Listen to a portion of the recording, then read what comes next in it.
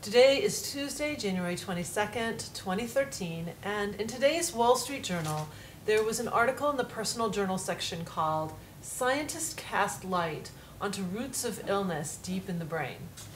And the byline on the second page of the article was "Flipping the Switch." If you're one of my clients, then you know that Flip the Switch is one of my new tools. Flip the switch means whenever your thoughts start to go dark, you flip the switch and illuminate your mind with positive thoughts and an empowering question so you can move in the direction that you want to go.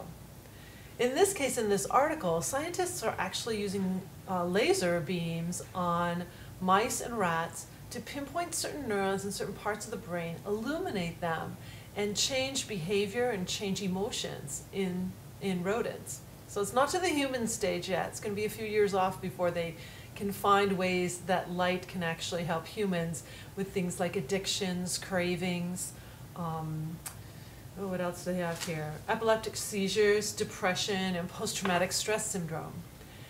So what else can we do though now, because the research is still underway? Well, flipping the switch with your thoughts can actually change what's going on in your mind. When you flip out of negative thought and into positive thought, you're firing new neurons. Things are happening in there that are positive for you and moving you in a good direction. So how does it work? Well, let's take a real example. I'm going to be traveling later today and the roads are slippery. So I could start doing some negative fake worrying about my trip and think, oh no, what if that road isn't plowed well? And what if there aren't any salt trucks out yet? And all this kind of negative worry, even though I don't know what I'm going to encounter yet. So I could flip the switch by illuminating the thoughts and say, what can I do to have a great journey? Well, I could leave extra time in case I need to go slower or take a detour, take a different road. What else can I do? I can stop the negative fake worry and assume success. Assume that I'm going to get there just fine without any problem. So many times we'll go into that negative fake worry. Sometimes it's okay to take a scenario and say, okay, what's the worst thing that could happen? And that may free you of your anxiety and your dark thoughts. Most of the time, though, I use an empowering question. How can I? Or what can I do? Or if you're working with other people, what can we do?